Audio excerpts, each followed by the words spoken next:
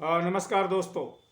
क्या खलनायकों की कमी पड़ गई है जिसकी वजह से जो पुराने पुराने हीरो थे वो अब वेश बदल कर खलनायक हो रहे हैं?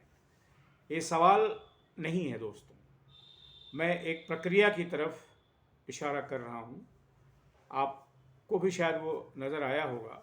अभी हाल में ही जो ताज़ा फिल्म है एनिमल, जिसमें रणबीर कपूर हीरो हैं और संदीप रेड्डी वेंगा की फिल्म है, बड़ी चर्चित हो रही है और बड़ी ज़बरदस्त सफलता उसको मिली है बॉक्स ऑफिस पर।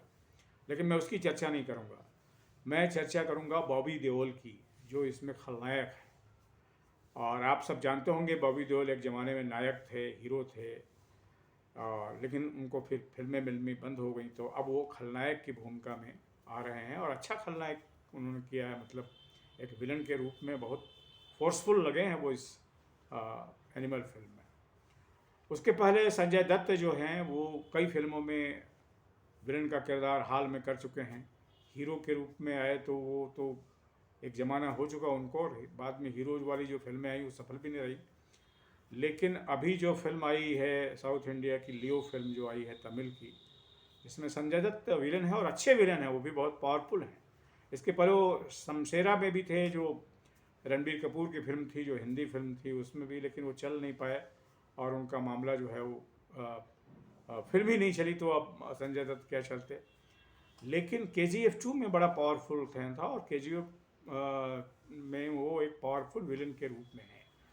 तो दोस्तों, मेरे कहने का आशय ये है कि अब हिंदी फिल्मों में बतौर खलनायक की एंट्री लेने वाले बहुत कम लोग रह गए हैं। एक ज़माना था, अमरीश पुरी का ज़माना था, आपको याद होगा। अमरीश पुरी को लोग विलन के रूप में देखने के लिए अभ्यस्त हो गए थे, और जब भी वो फिल्मों में आते थे, जब भी उनका चेहरा दिखता था, जब भी उनका अंदाज दिखता था, तो वो एक ऐसे खलनायक का दिखता था जो खूंखार है और जिसके इरादे नेक नहीं हैं। उसके पहले भी खलनायक थे, लेकिन अमरीश पुरी ने खलनायक वाले किरदार को जो है वो एक जिसको कहते हैं मुकम्मल अंदाज दिया। प्राण थे उसके पहले, लेकिन बाद में वो भी वो कैरेक्टर आर्टिस्ट के रूप में आ गए। शत्रुघ्न सिन्हा खलनायक से फिर नायक के रूप में आ गए। तो ये ट्रांसफॉर्मेशन होता रहा है, कोई ऐसी नई बात नहीं है जो अभी हो रही है। ये रिवर्स हो रहा है। रिवर्स मतलब पहले खलनायक नायक बन जाते थे, शत्रुघ्न सिन्हा बन गए या प्राण बन गए थे। प्राण नायक तो नहीं बने, पर अच्छे कैरेक्टर आर्टिस्ट के रूप में आए।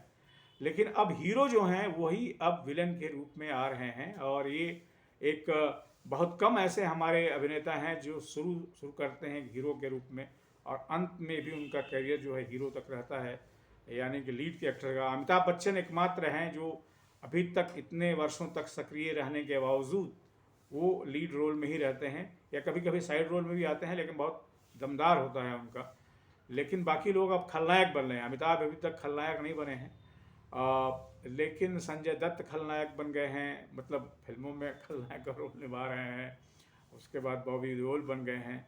तो ये एक प्रक्रिया चल रही है फिल्मी दुनिया में, रोल रिवर्सल हो रहा है। मेरे कहने का अर्थ यही है, और यही पॉइंट मैं अंडरलाइन करना चाहता हूँ कि अब रोल रिवर्सल हो रहा है। और बॉलीवुड से नहीं, पूरे फिल्मी जगत में जो है, चाहे पूरे हिंदुस्तान का है, चाहे जो पूरे जिसको कहते हैं तेलुगु फिल्मों का है या आ, तमिल फिल्मों का है, तो एक रोल रिवर्सल के रूप में हम देख रहे हैं इस दुनिया को, फिल्मी दुनिया को। आज के वीडियो में दोस्तों सिर्फ इतना ही। आपसे निवेदन है कि मेरे इस यूट्यूब चैनल को सब्सक्राइब करें, लाइक करें और इस पर अपने कमेंट भी लिखें। और अगर आपको लगता है कि खलनायकों के बारे में मेरी बात सही या गलत है, तो इस पर टिप्पणी भी करें। Thank you very much.